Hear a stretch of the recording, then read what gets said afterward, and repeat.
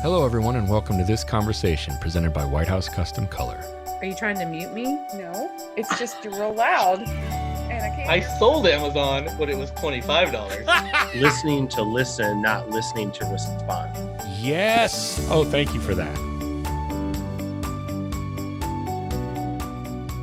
This is actually a relevant conversation, I think, for all business owners. And I mean in the photography industry specifically, because we're always talking about, oh, do you want to be more volume-based and your brand looks like this, or do you want to be more boutique-based and then your brand looks like this? And then depending on which route you choose, your pricing structure looks a certain way, your level of pricing, your experience that you offer your clients looks a certain way. I mean, I didn't plan on any of this, but I think it's super intriguing, all things considered.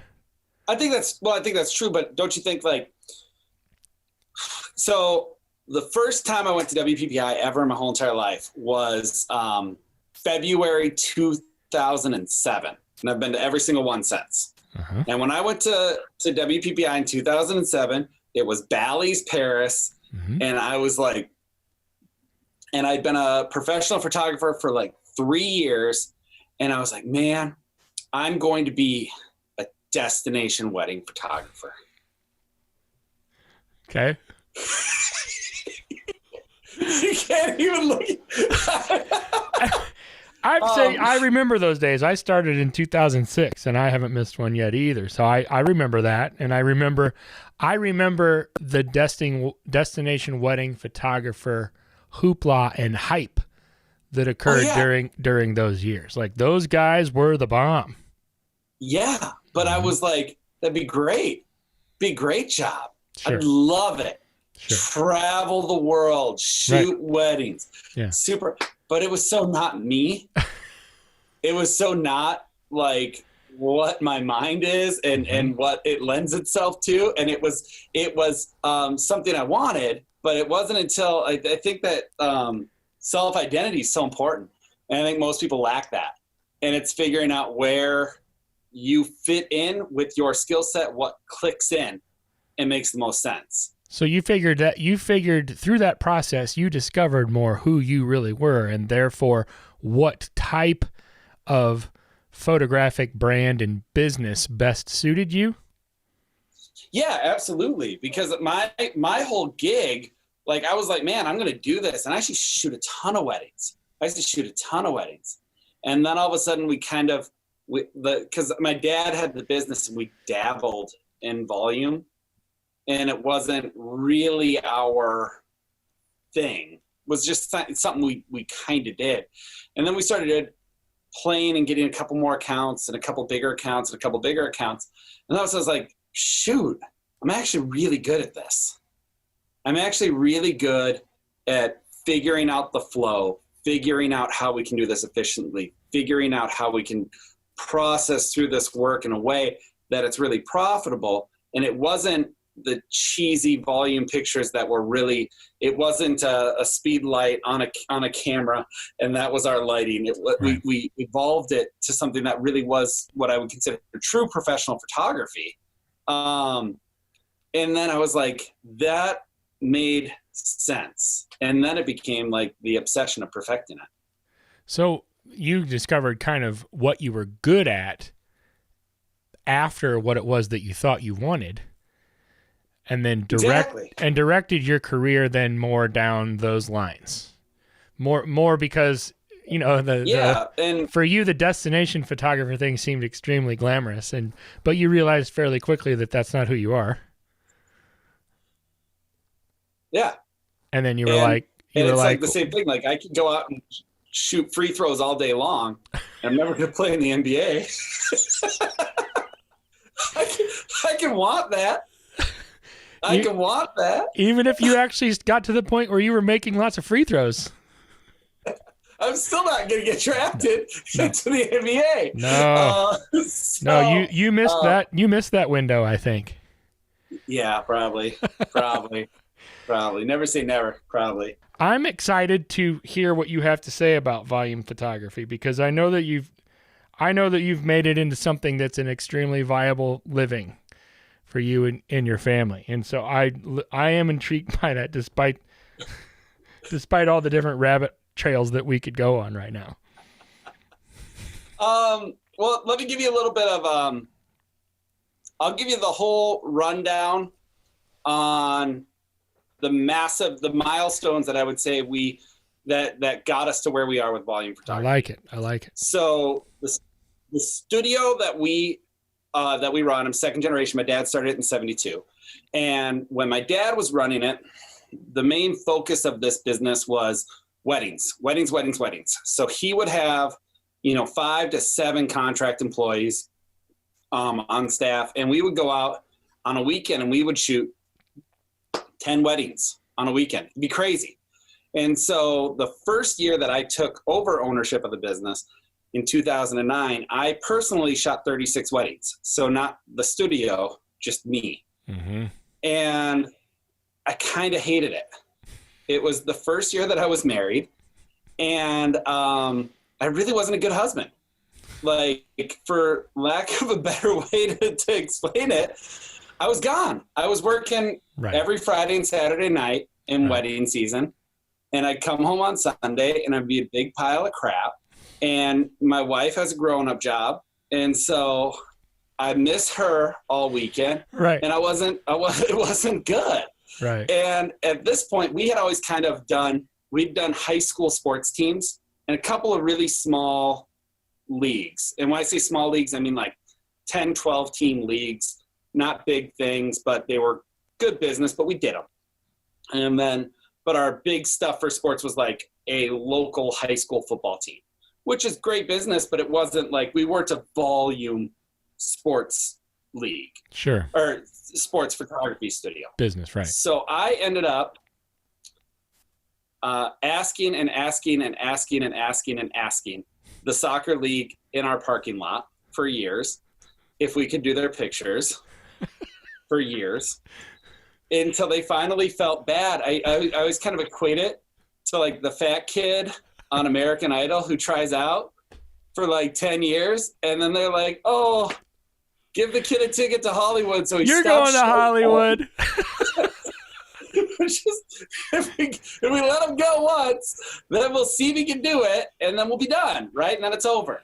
I just had this big conversation with my kids 2 nights ago about not using pity as a weapon. Ooh.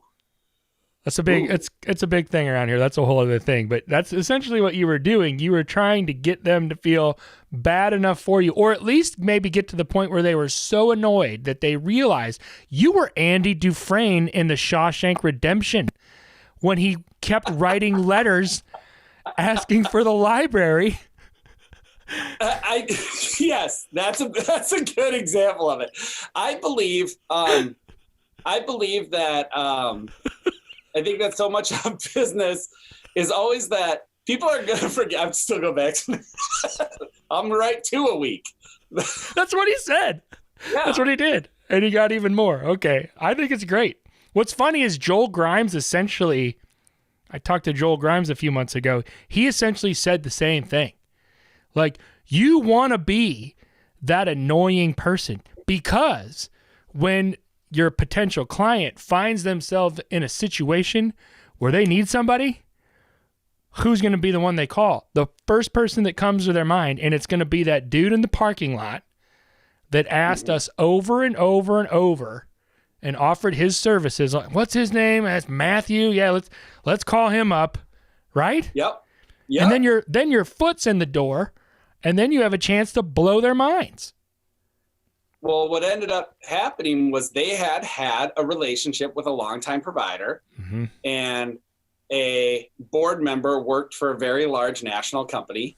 And when the board member that worked for that national company was able to get them to switch to them, that went horrible. Yeah. And then they said, well, we'll give them a shot before we go back. Right. And it's been like 10 years. They don't leave. Right. Once we get them, they're here. Right. And so that was my first big volume job. It's about 140 teams. Okay. That's big. So it takes a couple of days, and it took more than it does now. Yeah. But that was our start. Yeah. Then we picked up a baseball league that merged, was 180 teams. Then the soccer league branched out and did a competitive co-op with another association. We added another 200 teams. Then we started adding softball and lacrosse. And now all of a sudden, my pre-COVID April and May was right around 800 Little League teams. And how much of that was as a result of the snowball effect? How much of it was because of that initial getting your foot in the door, right? Like one thing essentially built on the other. Well, don't you think the hardest thing, and like, do you know where they say you can see the worst tattoos you'll ever see in your whole entire life? Right on the thigh of a tattoo artist. You know why? It's a big chunk of real estate to try. And it's really hard to get anyone to give you a shot at getting a tattoo if you can't show the work. So, you never heard that before? That's the worst tattoos you'll ever see, because you just sit there and you draw on your leg with your tattoo gun. That's what you do when you're trying to learn how to tattoo. Okay. I'm going to try it. I can't wait to try it. I think with photography, I think with anything, so much of it is you can have the desire, you can have the skill set, but you always are, you're going to find people reluctant to be the first. And you need one. You need one. And then once you have one and you go, like the whole conversation changes, which this is an amazing segue. So then we're killing it in sports. We're growing like crazy in sports. And I wanted to do schools. I want to do yearbooks. And we've never done them before. And I decided I wanted to do them. And so we approached the school and I put in an RFP. And it was terrible. It was terrible. My RFP was the most ridiculously bad thing. I didn't know what I was doing. It was like pathetic. I have one copy of it that I keep in my office. So if I'm ever feeling really prideful, I sit down and I read this and I was like, remember when you thought this was good? And it grounds me back to reality, because we're always growing, we're always changing. So I put in a bid for a school and I lost. And then I tried again in 3 years and I lost. And I realized that I needed one. So then I started approaching a lot of charter schools, a lot of everybody, just anyone who would answer the phone. Starting smaller? Yep. Started calling anyone who talked to me. And I ended up booking a school in Minneapolis that was a very small charter school. It was an immersion school. And they had 79 kids total. The whole school, 79 kids. The whole thing. And I was like, well, this is our one. And so we went in and we killed it. Did an amazing job on those 79 portraits. Are amazing. Right. I believe you. But then I took that and I grew it into a charter school that was 1,400 kids the next year. I took how do you do that though? But just for a second, like what does that actually look like? How do you get to getting into that school? I mean, I know you got the one and it was 79 kids, and then the next year you had one with 1,400. Like what really happens in between? So you speak what you seek. And I think that if you want to be successful in the world, you tell people what you can do for them all the time. And my passion and my goal for years was to grow into a school photographer. I told everybody, everywhere I went, that this is what we're doing. This is what we're working for. The language that we use is always, I think that what you speak out into the world will come back to you. And eventually I said it to a guy I used when I was in college, I worked as a bouncer at a bar.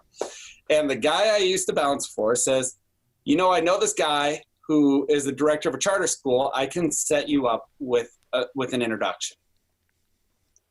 So And that was it. Went in. I had a meeting with this guy, and take it one step further. I didn't go in empty-handed. Hey, we're doing schools. We're small. We're improving. We can do your school. Here's what we've done.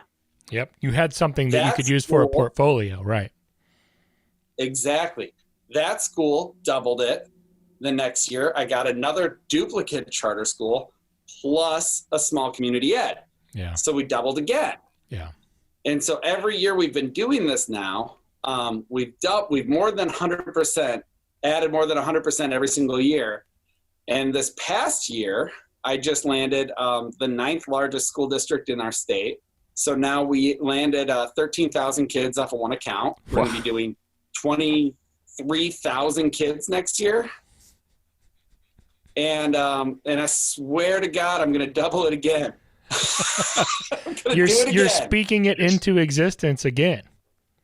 Well, but all of this stuff, with all of these accounts and all these people that we're meeting with, we just keep telling everyone, we're trying to grow, we're trying to develop a bigger holding in this market. We want to be the guy. And if you know anyone and you can introduce me to someone, I'd really appreciate it. Is there a size, regarding scalability or regarding your scale, is there a size that's too big for your business to grow, or do you have a goal where you're like, I got to hit this and then I'm just asking. My goal's always been to hit 50,000. I thought 50,000 seemed like an unachievable number before I did a school. I was like, man, if I did 50,000, can't imagine that. Well, I think we're going to hit it in 2 years. Like 2 years from now, for sure, we'll be doing 50,000 in the next 2 years. So now I'm like, why not go for six figures? Why not just add an extra? But you have a workflow. I mean, you have to have a workflow in place that's scalable, though. Like, is that that's part of your infrastructure, right? And you have to have that in order for you to be able to manage the whole thing. Yeah, exactly. But the big thing is like volume photography is always like you figure out the process and then it's rinse, wash, repeat. Rinse, wash, repeat. And if you figure out the right process, do you remember Kirk Vauclain? I know Kirk Vauclain, yes.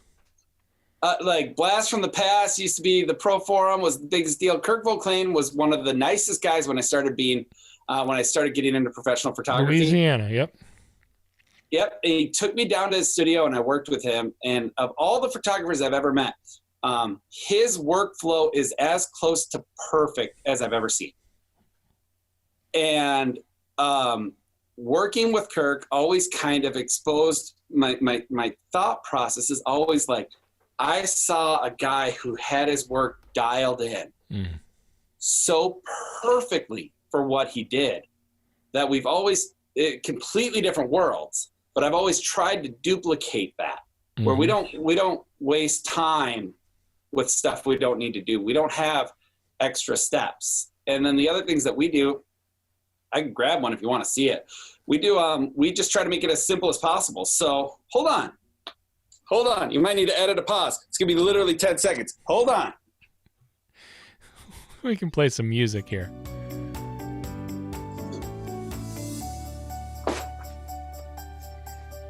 So what we do to duplicate it, because everything's based on scalability, right? And I want everything to look the same every single time I go to do a shoot. So I would go and I would do high school sports shoots. And I would come back and look at my images and I would say, man, the fall photos look great. The winter photos look great. The spring photos look great. But the lighting's different on all of them. I don't like that. Mm-hmm. And so be little tweaks, things I didn't like. So I was like, how could I make sure that my lighting is always going to be the same? Well, we call these magic carpets. So I made a product for my studio. It's a giant 10 foot by 36 inch.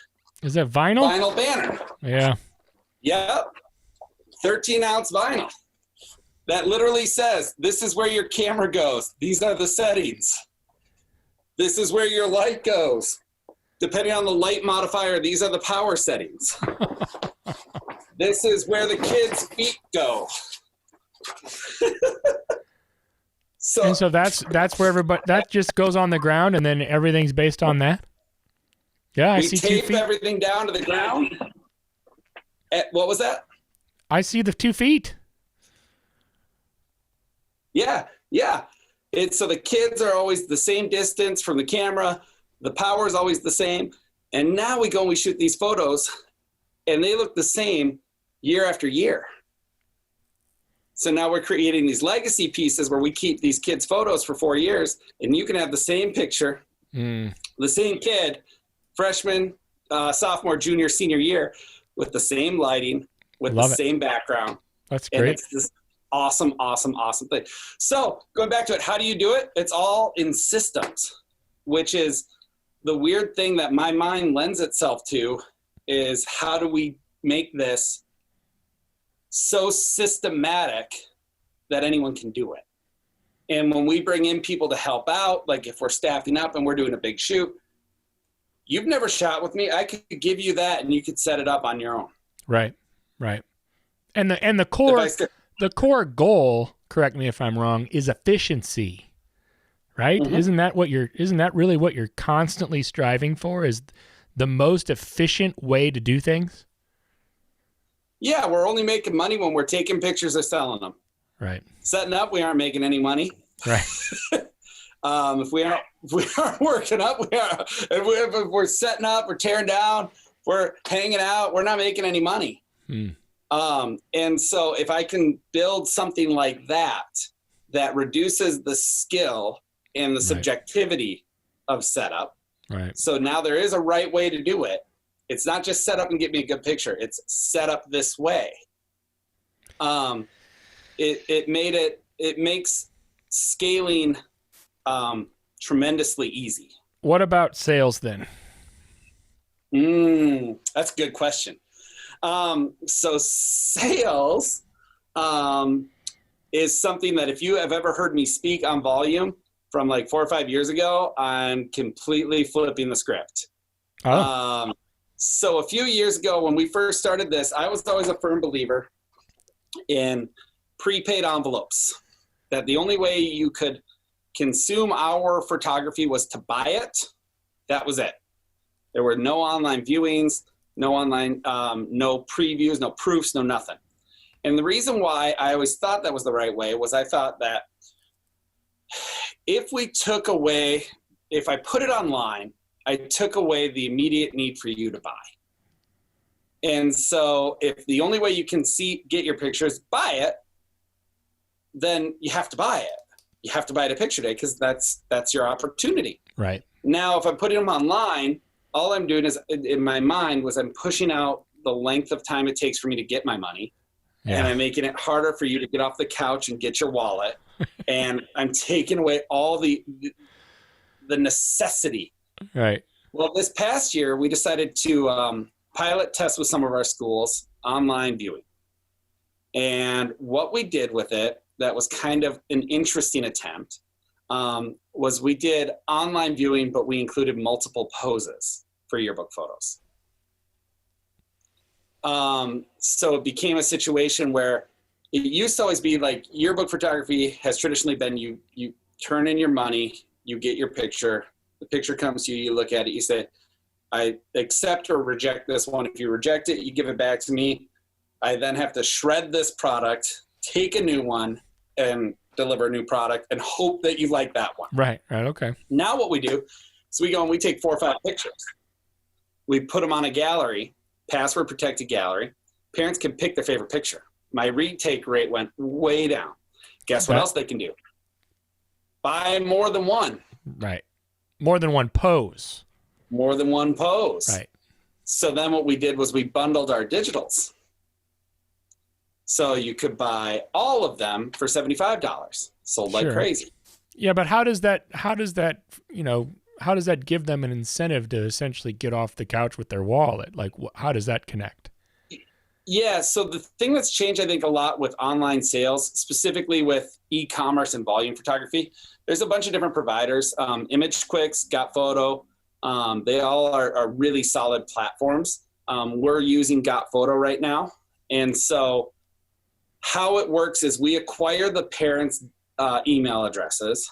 And as soon as we get the email addresses, it creates a password-protected individual gallery, which is really important so that you can't order anyone else's kids' pictures. You can't see anyone else's kids' pictures.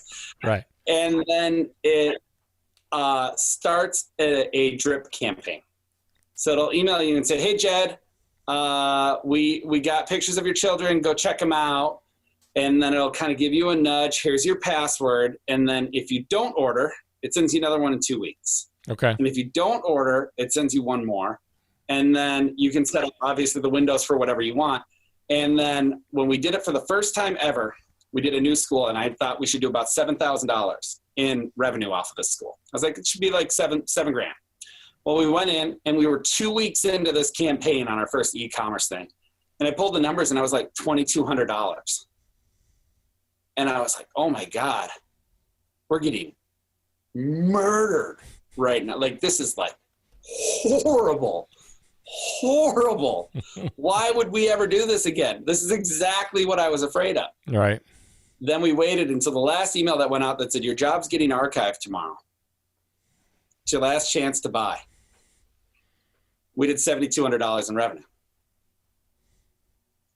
And so I came up right about where we should have been, what I projected we were at, but my consumer experience was better. And so I think that parents enjoyed being able to see the images. Yeah. They enjoyed that level of freedom. And our average orders went up like crazy. Our participation went down, but it leveled out. The income brought in. Right. And so what I also think is every time you change a new process and you say, I know we've always done it this way, we're doing it this way now. It takes a little bit of time for everyone to get on. So I suspect next year we're going to go higher and higher as it just becomes the way we do things. Right. Interesting. Well, I think conceptually, it's interesting that you have that call to action at the very end, right? That kind of incentivizes them to actually do something about it, or their images are archived tomorrow, right? Yep. Right. And there's a couple of things that we, because we're still learning the e-commerce side. I'm far from an expert on it. Mm-hmm. And so there's definitely some ways to incentivize it at the front end, where you mark it up 10% and discount it 10%, include free shipping. There's a bunch of things that we could do that we didn't do because we didn't know. We never tried it. Right. And after going through and doing it, I realized that my preconceived notion that it can't be done as well wasn't right. Right. And I still, I still don't, we don't have it perfect, but man, it's, I think, going to be a thing in this world where you're going to have to offer it. You aren't going to be able to wait it out forever. Right. What do you say to somebody that's on the fence? What do you say to somebody that's like, I want to try this volume photography thing. It's, because lots of people are having to switch gears for various reasons, right? And lots of people are going to have to make some pivots here and there. What do you say to somebody that's on the fence right now? I know a great creative live you can go watch. Nice. That was subtle. No. Honestly, I think that if I was on the fence and I thought I was going to learn volume photography, there's a bunch of things you're going to have to learn. One, you're going to have to figure out who your lab is, and you're going to talk to them about what steps they would recommend you take to have a solid workflow. Everybody whoever you partner with is going to have a solution that's for you. So I would say your first call is call your lab and say, how do I do this? Pick up the phone and call your White House rep and say, I want to do sports. What are the steps? What do I need to know? Mm-hmm. Because it would really, really, really suck if you just go into it not knowing, and then you get hung up on some stuff that's a back end work that's going to kill you. So get prepared as much as you can beforehand. Don't just jump in. And then I would say the most important thing is the thing that we've learned whenever we take on a new account is we overstaff by like a ridiculous amount the first year we go into it. Because no matter what, especially if you're new to it, be prepared for stuff to go wrong. Right. Obviously have backup equipment, have more people than you need to do the job, have all the samples and everything, because there's going to be a glitch. And I always say it's not really like you're going to mess up. 100% you're going to mess up whenever you do any job. I mean, no one's perfect, but it's how you're able to recover from that misstep, how quickly you can recover. I think speaks volumes about your business and your integrity. Sure. No, that makes a lot of sense. Be prepared, and especially on the I like overstaffing. Like I think a lot of people would be worried about that and think that maybe there's more to manage, and that obviously it's going to affect their bottom line. But especially at the beginning, you got to go in ready for anything. Yeah, it definitely can. When I look at my expenses, labor's definitely a high one for us. But when we overstaff, and we still overstaff, even on the shoots that we have dialed in, I find that overstaffing also gives my employees a much more relaxed day. Yeah. And which allows us to have a lot of repeat. We have pretty good retention with our contract guys. Right. And so by bringing them always back, it cuts back on my educating the new guys what we do. I don't have to train everyone. So like we have the same guys that come and do these jobs for us for 5-6 years. And it's the greatest thing in the world because we just go, okay, have at it. Yeah, turn them loose. Really well, right. And then they make their money. We go out for beer and burgers afterwards. It's a pretty good day. That's a nice perk. Where can people find you? Where can people find Matthew the Body Kemmetmueller on the internet? I got a pretty good Facebook group going. So it's School and Sports Photography, cranking the volume to 11. Mm-hmm. You should come and join that. There are 2 questions. If you don't answer them, you won't get let in. And they're like really easy. And it's just like, I promise to act like an adult, even if I disagree with someone in this group. I'm surprised at how many people I have to not let in for skipping that question. For real? Yeah. Yeah. And then we ask if you work for a big national provider because we don't let in the big guys. Right. It's a local photography group it's small photography shops kind of for us, by us. And I think that's where I'm on for social a lot. As far as conventions go, I'm everywhere, man. I'm at WPPI. I'm at Imaging all the time. I'll be at SPAC, Shutterfest. We do all those. But really, honestly, like the best way, if somebody's really thinking about trying to do this and they have questions, just pick up the phone and call me. Oh, okay. Yeah. I'm not going to respond to your Facebook message, but you can call me at work. And if I got a minute, I will take it and walk you through any questions you got. But if you're going to have you might have a few of those annoying Andy Dufresnes in your parking lot. Be careful what you wish for, man. No, truthfully, I like to help. And generally, like what I find is that if somebody calls, somebody has a question, it's a very specific question. It's really something that's pretty easy for me to knock out of the park. Mm-hmm. That's actually advice I got from a mutual friend of ours, Kevin Kubota, a long time ago. And I said, Kevin, I got a couple of questions. And his response to me was like, I will answer any specific questions you have. Yeah. You don't want to ask people, how do I market? Yeah. Yeah. How do I do volume photography? That I'm not going to have an answer for you. Hey, Matthew, what are my online e-commerce marketing solutions? Yeah. Here are the companies. Here's the perks. Here's what you should look at. Right. Those are good points. Yeah. I like that. Cool. Hey, dude, thanks for doing this. Hey. It was very nice of you. Started. I thought there was going to be cue cards or something like. No, dude, we just get rolling right away. That's how it goes. I appreciate you, Dad. I appreciate you taking the time to talk to me. I appreciate you opening up this content for the internet. And so I'm grateful for you and what you do. Thanks, brother. I appreciate it. Have a great day. You too. Hey, guys. Thanks for watching this conversation presented by White House Custom Color on YouTube. Be sure to check out our other content and click that subscribe button right there. Right. Right there. It's there somewhere.